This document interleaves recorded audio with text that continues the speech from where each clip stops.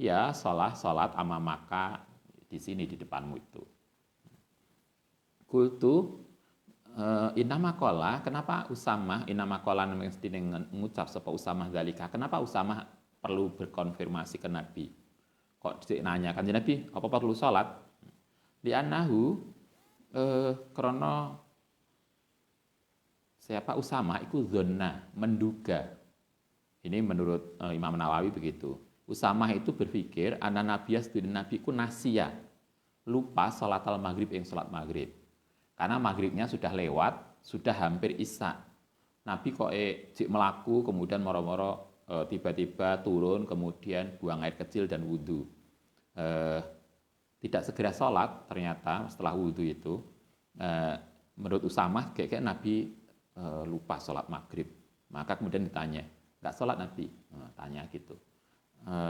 Karena itulah kemudian Nabi ketika ditanya nggak sholat Nabi, ya sholat, ayo setelah sekarang. As-sholah amamaka, mari sholat ini di sini di depan tempat kita itu. Nasia sholat al-maghrib, wakana lan ono apa iku qadakhola, teman-teman wis masuk apa waktu maghrib, wa qarubalan dekat apa hurujuhu keluar waktu maghrib. Maghrib itu sudah masuk lama dan sudah hampir masuk waktu isya. Sementara Nabi ternyata baru turun dari kendaraan dan kemudian wudhu. Usamah khawatir kalau Nabi itu salat lupa maghrib. Kemudian dikonfirmasi. Ini kita. Jadi ini salah satu alasan hadis bagaimana sahabat itu kalau ada sesuatu beliau tidak menduga, tidak nyimpen kesimpulan dulu, tapi mesti dikonfirmasi ke Nabi. Ada ini hadis 1, hadis 2, rawaina fi sahihima. Dalam Bukhari Muslim juga kaulah Sa'ad ibnu Abi Waqqas, yaitu dari ucapannya Sa'ad bin Abi Waqqas. Ya Rasul, ini saat ini kalau bahasa kita komplain atau konfirmasi lah halusnya. Ya Rasul, malaka anfulanin, malaka iku kedue untukmu anfulanin. Kalau bahasa kita kan Nabi apa yang kau lakukan? Itulah bahasa kita. Ini kasusnya adalah membagi rampasan perang. Apa istilah rampasan perang itu? Ghanimah, membagi ghanimah. Banyak sahabat yang sudah senior masuk Islam itu dikasih sedikit. Sementara yang dikasih sedikit itu Ju'el, kalau di sini ada hadisnya, ada Ju'el ibnu Sarokoh ad-Domiri. Itu orang lebih senior di dalam Islam. Sementara oleh Nabi, Ju'el itu senior, kalau bahasa kita santri senior, tapi kemudian bagiannya bagiannya sedikit. Sementara Nabi ngasih pada orang-orang yang baru masuk Islam lebih banyak. Nah, oleh siapa? Sa'ad bin Abi Waqqas diprotes. Kanjeng Nabi, apa yang kau lakukan? Apa yang Anda lakukan? Kenapa yang Ju'el ini dikasih sedikit bagiannya, sementara orang-orang yang baru masuk Islam dikasih banyak? Mestinya kan, kalau pikirannya Sa'ad, mestinya kan berdasarkan senioritas. Yang senior masuk Islam lebih banyak, yang baru-baru kan ya dapat sedikit. Nah, Nabi enggak, malah dibalik. Yang senior itu dapat sedikit, sementara yang masuk Islam lebih banyak daripada yang senior. Nah, itu oleh saat dikonfirmasi, kenapa Nabi melakukan itu? Wallahi, sampai bersumpah, wallahi demi Allah, ini sedunia ingsun iku laro'ahu, melihat sapa ingsun ing ini Sarokoh tadi, iku mukminan. Dia itu orang santri yang tulus loh kanjeng Nabi. Kenapa kok nggak dikasih banyak? Kalau bahasa kita begitu. Dia loh orang mukmin yang bagus. Dia masuk Islamnya lebih lama. Dia juga tulus. Dia juga mungkin banyak alasan lah. Tapi kenapa kemudian Nabi tidak ngasih yang sama banyak dengan yang baru? Maka kemudian di hadisnya ini panjang. Tapi kalau di sini di sarahnya dikatakan Nabi kemudian setelah dikonfirmasi saat itu Nabi ngasih alasan. Kenapa Sarokoh ad-Domiri tadi dikasih tidak banyak dibanding orang-orang yang baru masuk Islam? Nabi mengatakan, saya ingin orang-orang yang mu'alaf ini menjadi senang dengan Islam. Sehingga karena mereka dikasih banyak, mereka menjadi termotivasi. Sementara kata Nabi, Su'ail tadi, Sarokoh bin Ad-Domiri itu kan sudah senior. Mereka sudah lama di Islam. Mereka tahulah kondisi kita. Sehingga nggak apa-apa kalau kemudian dikasih sedikit. Nah, itu alasan Nabi. Yang itu sebelumnya tidak terpahami oleh Sa'ad. Tetapi konteksnya di sini kita diajarkan, kalau kita ada sesuatu yang kita tidak paham, hendaknya kita mengkonfirmasi, bertanya. Kemudian, Duk, nggak ada yang tanya.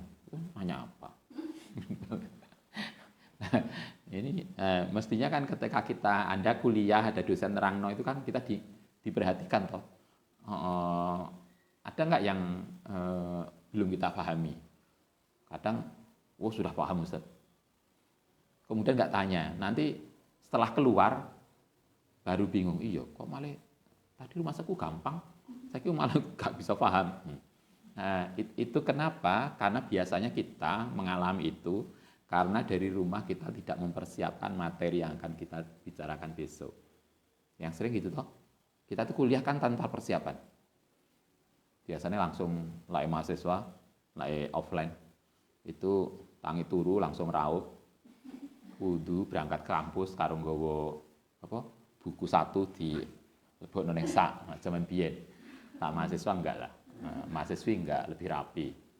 Mandinya mulai habis ngaji pagi udah mandi, sowe, maca, dandan macam-macam. Persiapannya lebih lama dari waktu kuliahnya. Ini lah mahasiswa enggak jelas. Artinya Anda bisa bayangkan kalau kita misalnya besok kita akan kuliah mata kuliah tertentu dengan tema, setiap dosen kan setiap awal kuliah kan sudah ngasihkan materi toh, rencana silabinya, materinya apa. Besok kita akan belajar itu. Maka kan kita mestinya malam itu sudah mempersiapkan, sudah membaca. Kalau diskusi berarti makalah sudah di-share. Kalau nggak ada makalah yang di-share berarti kita bisa mencari literatur terkait dengan itu. Kalau kita sudah mempersiapkan diri membaca rencana apa yang kita bicarakan besok, maka ketika dosen menjelaskan atau mahasiswa teman kita menyampaikan presentasinya, kita kan sudah bisa membayangkan, karena kita sudah punya modal. Ya kalau nggak punya modal itu tadi, nggak ada yang perlu ditanyakan. Karena kita nggak punya bahan untuk apa yang bandingannya. Nanti kemudian problem itu baru muncul ketika ujian. Kok nggak paham kabeh? Yuk, karena kita nggak punya pembahasan. Nah, mestinya kita begitu. Sehingga begitu dosen menjelaskan, kita punya materi, kita punya bahan sendiri, bandingannya, kemudian kita bisa untuk mengkonfirmasi apa yang disampaikan dosen tadi. Nah, tapi prinsipnya adalah, marilah kita belajar untuk tidak mudah memberikan kesimpulan sebelum kita mengkonfirmasi persoalan yang kita lihat. Fi Sahih Muslim, dalam Sahih Muslim an Buraidah an Nabiya sallallahu alaihi wasallam, Yaumal Fathi, dalam Yaumal Fathi, hari hari pembukaan kota Mekah, penaklukan kota Mekah, biwuduin wahid, dengan sekali wudu. Ini Nabi ini pernah dalam kasus pembukaan kota Mekah, Fathul Mekah, itu sholat beberapa waktu, itu wudunya sekali, karena beliau belum batal. Kalau santri biasanya gitu tuh, poso. Kalau Ustadz dulu nggak sering deh, cuma tidak jarang. Sering banget juga enggak, tapi tidak jarang kita itu sholat taraweh, wudunya duha. Jadi sholat duha menjelang jam 11 kita bangun. Biasanya santri kan habis subuh turu. Habis ngaji turu sampai jam 10 bangun. Mandi, wudu, sholat duha. Sholat duha sebentar duhur, habis duhur ngaji. Nanti sampai asar ngaji sampai maghrib. Maghrib buka, istirahat, taraweh. Jadi sholat taraweh itu wudunya duha. Kalau kita dulu begitu. Anda juga biasa lah santri. Sholat subuh, wudunya isya. Nah, santri jantok. Karena isya menjelang subuh. Nah, Anda maca manakib Sabtul Qadir Jailani kan? Sabtul Qadir Jailani itu sering kalau sholat subuh itu wudhunya isya, karena semalaman nggak tidur. Jadi habis sholat isya tahajud sampai subuh. Itu Abdul Qadir Jailani. Sehingga sholat subuh wudhu isya. Nah, kita juga sama, cuma beda sholatnya. Nah, Abdul Qadir Jailani sholatnya lebih awal, kita mutakhir. Subuhnya sekarang berapa? Jam 4:30 ya, kurang dikit. Nah, jam 4 kurang seperempat bangun, terus sholat isya. Nah, di sholat isya sebentar, wah, top tenan nih. Kemudian sampai pagi nggak tidur, sampai duha. Akhirnya cerita nih koncone, saya tuh sejak isya belum tidur. Nah, kan hebat santri. Jadi mulai isya belum tidur sampai duha, itu kan hebat. Kanjeng Nabi pas Fathul Mekah itu beberapa kali sholat dengan 1 kali wudhu. Nah, itu nggak biasa Nabi begitu itu rupanya. Biasanya beliau ya sering wudhu, tapi ini nggak wudhu blas. Karena itulah Umar kemudian nanya, Pak Kola mengko nanya sapa Umar, lakot sonakta, teman-teman berbuat sapa tuan al yauma ing dalam hari ini syai'an ing sesuatu lam takun kang tidak pernah tasna'u berbuat sapa tuan ing ma. Kan Nabi jenengan kok nggak lazim ya. Biasanya kalau sholat itu wudhu, ini nggak wudhu blas. Jadi beberapa kali sholat wudhunya cuma 1. Itu loh, kayak gitu aja loh, coba Anda bisa perhatikan. Kanjeng Nabi sholat beberapa kali nggak wudhu, itu ternyata diamati oleh sahabat. Sampai Umar aja loh ngamati. Coba hebatnya. Nah, kita tuh kan nggak begitu peduli. Bah wudhu, bah orang. Coba, nah, Anda pernah kan ngamati kiai kita, ustadz kita, orang tua kita, Mi, sampai nggak wudhu dari tadi kan nggak pernah. Ya wudhu sekarang nggak wudhu sekarang. Coba, Anda bisa lihat toh Umar aja loh. Itu loh sampai detail perilaku Nabi itu diamati. Kan loh, Nabi kok jenengan dari beberapa kali sholat kok nggak wudhu ya? Coba. Artinya sahabat itu loh mengamati Nabi. Karena itulah kita berterima kasih pada sahabat-sahabat Nabi yang luar biasa. Karena itulah kemudian kita tahu apa yang dilakukan oleh Nabi. Mestinya kan kita begitu toh. Mengamati orang tua kita. Melanda dulu Ibu Mbah Bu Nganjuk itu lah cerita. Karena dulu beliau ketika mondok di mana? Di Undar, di Darul Ulum. Itu Ibu sering ikut dalam. Jadi pagi atau sore itu bantu ning dalam. Bantu bunyain untuk ini. Sehingga kemudian beliau lebih tahu tentang perilaku dalam. Jadi kayak apa Yai Romli dulu, bunyai kayak apa, yang itu kemudian diceritakan ke kita anak-anaknya. Misalnya kalau Yai itu biasanya jam 2 mesti bangun. Itu Ibu bisa cerita apa yang terjadi yang dalam. Nah, kita kan yo sekarang ya, itu karena itulah. Ini tadi seharian nggak kelihatan. Ini Umar bin Khattab. Jadi ketika Nabi beberapa kali sholat wudhunya 1 dikonfirmasi. Faqala mongko kemudian jawab sapa Nabi amdan dengan sengaja. Sonaktu berbuat sapa ingsun ing wudhu sekali tadi ya Umar. Kata Nabi, iya memang saya sengaja bahwa beberapa kali sholat dengan wudhu 1. Dan itu juga menunjukkan bahwa itu boleh. Jadi kalau pokoknya selama belum batal kan masih boleh. Walaupun kemudian ada sebagian ulama mengatakan kita lebih baik tajsidul wudhu. Itu kalau Anda ini makin lama kan makin dingin tuh rencananya. Loh, rencananya sampai Juli kan makin dingin. Makin dingin kemudian males wudhu, yuk gak apa-apa, yang penting ora batal. Yang problem itu gak wudhu tapi wis batal.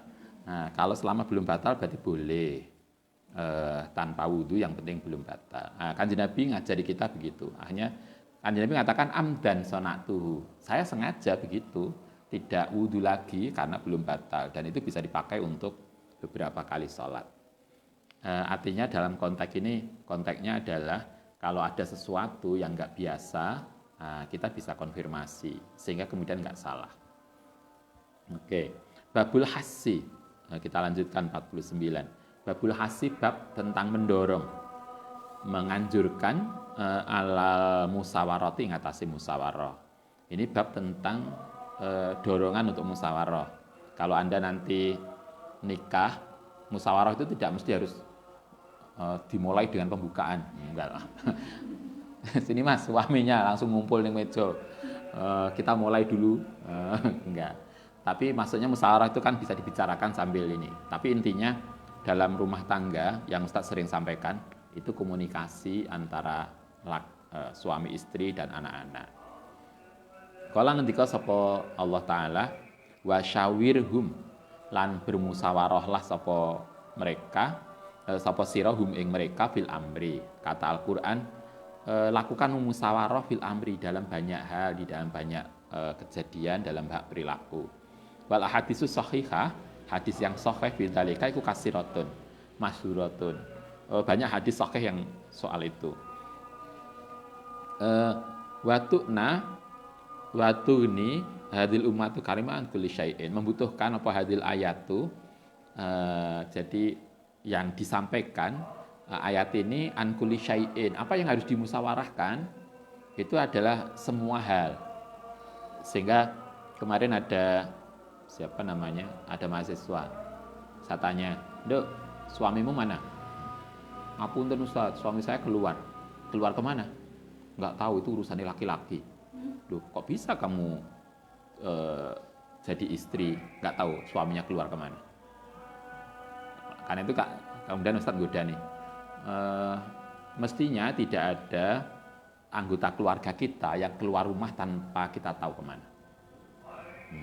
Kita masih ingat disampaikan kemarin apa, kitab nikah yang kita kaji kemarin, Adabul Islam Bini Dzamil Usroh, itu ya, membangun rumah tangga. Kita diajarkan agar tidak ada apapun di antara anggota keluarga yang keluar dan kita tidak tahu. Karena itu Ustadz sering katakan, nggak usah nunggu nikah, sekarang pun kita bisa membiasakan itu. Sehingga satu kamar ada 5 orang, masing-masing keluar itu kita tahu. Gak ditanya, apa makanya satu kamar, "Mbak, ini nggak tahu Ustadz, biasanya juga gitu, keluar nggak disuruh, datang nggak diundang." Misalnya. Enggak. Jadi marilah kita yang keluar juga biasa untuk izin, "Mbak, saya ke kampus duluan, saya kemana," sehingga kita juga yang di rumah tahu kemana anggota keluarga kita. Itu segala an kulli syai'in, segala sesuatu, itu dimusyawarahkan. Fa innahu iku idza amara, nalikan perintah sapa Allah taala fi kitabihi, ing dalam kitab Allah, nasson ing nas, jalian yang jelas, nabiyahu ing nabine Allah sallallahu alaihi wasallam, bil musyawarati, kelan musyawarah. Nah, Anda bisa bayangkan, Imam Nawawi ngajarkan kita gini, kalau nabi yang merupakan makhluk terbaik itu saja disuruh musyawarah dalam segala hal, apalagi kita. Itulah. Kita itu kan sering lupa, sering ini, karena itu kan kita sering harus musyawarah. Jangan pernah merasa merasa sudah paling berkuasa tanpa ini. Nabi aja yang akmalul khalqi, makhluk paling sempurna, itu oleh Tuhan masih disuruh musyawarah dalam segala hal. Karena itu apalagi kita. Ma'anahu, padahal sartane Nabi iku akmalul khalqi, sebaik-baiknya makhluk. Kalau Nabi yang sebaik makhluk disuruh musyawarah, fama dzannu, maka apa yang terjadi bi ghairihi, selain Nabi. Wa'lam anahu istahabu, disunahkan liman kedhi wong hamma, yang merasa sesuatu, bi amrin lan sesuatu. Jadi kalau kita merasa bimbang atau apa, dalam pikiran ada sesuatu, apa ayusawiro, maka hendaknya kita musyawarah fi ing dalem. Musyawarah tadi ke siapa? Kalau kita di dalam keluarga, bisa suami istri dimusyawarahkan. Kalau belum bisa mendapatkan jawaban, atau kita jadi anak, musyawarah, misalnya Anda mau pilih biasanya kalau anak mau karir ke apa, kita diskusikan dengan orang tua. Kita mau ini kira-kira menurut pandangan orang tua kayak apa? Karena kan Orang tua, walaupun orang tua kita tidak berpendidikan tinggi, tapi yang pasti beliau lebih pengalaman untuk menghadapi kehidupan. Dan itu bekal yang luar biasa. Walaupun kita mungkin lulusan perguruan tinggi, tapi kan belum pengalaman tentang kehidupan. Sehingga itu juga kelemahan kita. Karena itulah kemudian kita perlu musyawarah. Di dalam keluarga, musyawarah kepada orang tua, kalau istri dengan suami, suami dengan istri. Kalau kemudian itu enggak meyakinkan, artinya kita tidak begitu sreg hasilnya, maka bisa musyawarah dengan orang lain. Kepada tokoh lain siapa? Ayusawiro fihi man ing wong yasiku, yang dikenal baik, yasik itu bisa dipercaya, berkualitas, apa bidinihi, orang yang kita kenal agamanya baik, mungkin guru-guru kita, wahub rotihi, lan riwayatnya, misalnya keilmuannya, agamanya dikenal baik, ilmunya dikenal baik, wahikdihi, lan kecerdasannya, siapa teman kita, tokoh kita, ustadz kita, guru kita, orang tua kita yang dikenal pinter, sehingga bisa ngasih solusi, wanasihatihi, lan nasihatnya, wawaroihi, lan perilaku wairainya, wasafakotihi, lan sikap asihnya. Jadi kita bisa minta pendapat pada orang lain, orang yang dikenal mempunyai kemampuan itu. Sering yang Ustaz sampaikan dulu ngaji Adabul Islam, itu Nidhamul Usrah, bahwa kita itu kalau punya masalah, maka kalau menurut Ghazali, kita diajarkan untuk curhat kepada Tuhan ketika malam hari tahajud, nangislah kepada Tuhan. Tapi bukan berarti kita tidak boleh curhat pada orang. Boleh kita curhat pada orang, tapi pastikan orang yang kita curhati tentang persoalan kita itu kira-kira bisa membantu memberikan solusi. Jangan curhat di sosial media yang kemudian nanti dikeploki wong. Lapo mbak lagi sedih ya? Paling tanggapannya kan cuma gitu aja. Kadang sedih didik curhatin yang sosmed. Akhirnya kita tahu, sak donya ngerti bahwa kita lagi jomblo, kita lagi kan begitu toh. Boleh curhat, tetapi curhatlah pada orang yang kita tahu dia bisa bantu kita. Jangan kepada semua orang, apalagi pada sosial media yang enggak jelas siapa yang akan nanggapi. Wa yustahabu, lan disunahkan apa ayusawira, ing musyawarah jamaatan. Kalau pada problem yang lebih besar, maka lebih baik musyawarah itu tidak hanya berdua, tapi jamaah. Kita ada, kalau misalnya biasanya kalau lembaga-lembaga negara kan ada Dewan Pertimbangan. Malang kemarin misalnya Dewan Pertimbangan Pendidikan Malang, yang tugasnya ngasih masukan-masukan ke pemerintah, itu apa namanya? Eksekutif ya? Ke bagian eksekutif, ke wali kota dan pengambil kebijakan tentang apa yang hendaknya bisa dipertimbangkan. Nah, itu boleh. Jadi malah disarankan musyawarah itu secara besar, bisa membuat kelompok tertentu untuk musyawarah. Bisifatil madkurati, dengan sifat yang disebutkan. Wayas taksiro, lan banyak minum saking mereka, bisa membuat dewan, membuat perkumpulan. Wayu arifahum, lan kemudian menyampaikan hum ing mereka, dewan tadi, maksudahu ing tujuannya. Jadi kita bisa kirim ke kalau kita sekarang ada pekerjaan ngasih solusi ya, apa namanya, konsultan. Sekarang menjadi profesi. Latihan kan dimintai, sekarang jadi profesi. Boleh juga buat konsultan untuk ngasih masukan, ngasih apa, tujuannya ini, menurut mereka kayak apa. Mindalikal amri, saking perkara itu, wayubayina, lan menjelaskan lahu maring mereka maing barang fi indalem min maslahatin, kemaslahatannya kayak apa, wa maksadatin, lan plus minusnya ya, kalau bahasa kita biasanya ngasih apa itu, analisis SWOT, plus minusnya kayak apa. In alima, lamun mengerti syai'an sesuatu mindalika, waya ta'akadu, kalau kita musyawarah, waya kadu mongko jadi kuat, apa ala amru perkara bil musyawarati, dengan musyawarah hasilnya akan lebih baik. Fikahki wulatil umuri yang dalam haknya orang yang menguasai persoalan. Jadi bagian eksekutif. Al-amati kasultani kaya sultan, wal qadi lan qadi, wa nahwihima dan yang lain. Wal ahadisu tai hadis as-sahihatu kang sahih fil musawarati dalam musawarah fil musawarati Umar bin Khattab di satu dipisahkan dulu nanti ribut.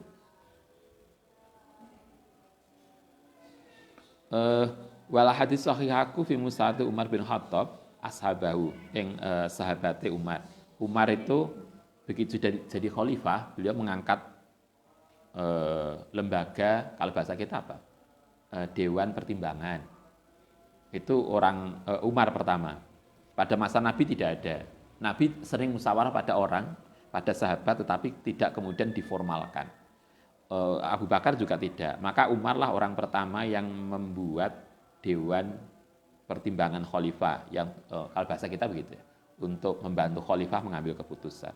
Warujuihi lan oleh mengembalikan, mereferensikan sapa Umar ila aqwalihim maring ucapane atau pendapatnya tadi badan musyawarah tadi kasiratun masuratun.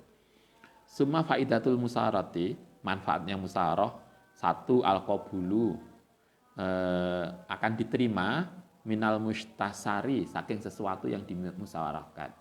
Hasilnya akan lebih banyak diterima oleh banyak orang.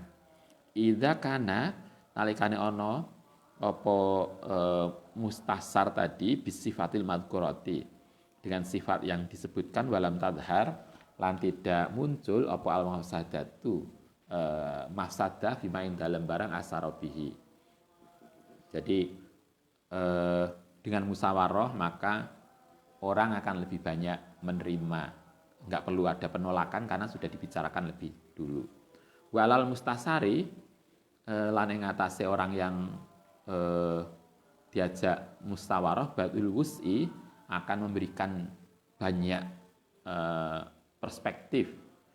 Jadi kalau kita 2 orang maka kan pendapatnya 2. Tapi ketika ada 10 orang kan akan banyak, ada 10 perspektif. Sehingga kemudian wawasan kita makin banyak. Fin nasihati dalam nasihat wa ikmamul fikri lan menggunakan penalaran bidzalika. Jadi kalau bahasa kita dengan dimusyawarahkan kita akan mempunyai hasil yang perspektifnya lebih luas, lebih banyak sehingga segala kemungkinan itu bisa diidentifikasi.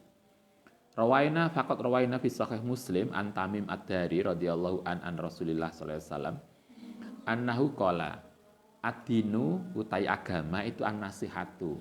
Perilaku agama itu kata Nabi adalah saling menasihati, saling musyawarah. Qalu liman ya Rasul? Musyawarah tadi untuk siapa?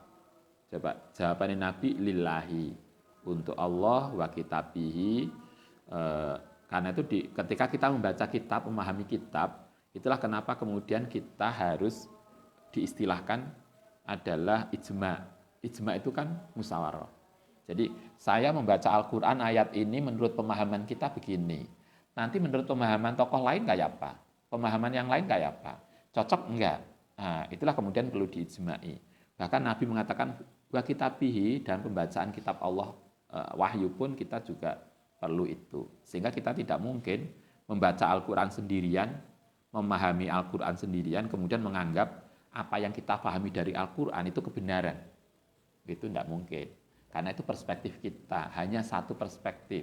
Sementara perspektif yang lain bisa saja berbeda. Karena itulah kemudian kita perlu musyawarah, perlu konfirmasi antara pendapat satu dengan yang lain.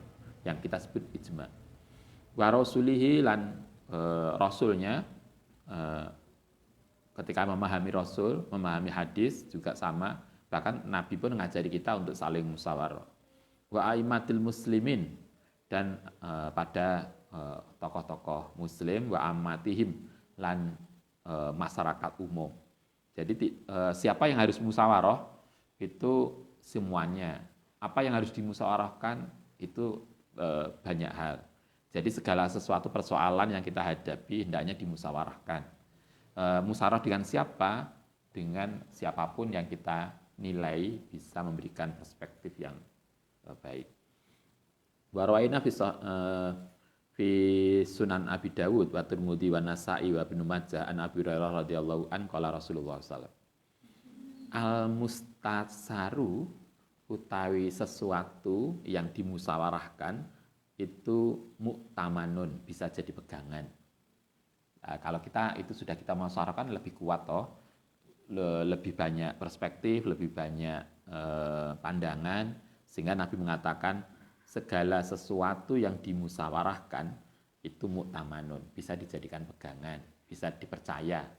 Karena itulah ada hadis lain, karena musyawarah itu menjadi seperti itu, perspektifnya banyak, maka kemudian Nabi dalam hadis lain mengatakan kalau umat Islam itu sudah mufakat tentang sesuatu, maka tidak mungkin dia salah. Itu kan karena mereka makin banyak kesepakatan, makin ijma'nya makin kemudian menjadi masyhur, kemudian menjadi pendapat mayoritas umat, maka Nabi kan kemudian mengatakan dia tidak mungkin salah, karena umatku tidak akan mungkin sepakat untuk sesuatu yang salah. Kan begitu. Itu kan artinya dimusyawarahkan. Kecuali kalau kita tidak lagi maca dhewe, kemudian mengambil kesimpulan dan menganggap benar, itu yang enggak benar. Baik, semoga bermanfaat. Nanti kita lanjutkan besok. Al-Fatihah.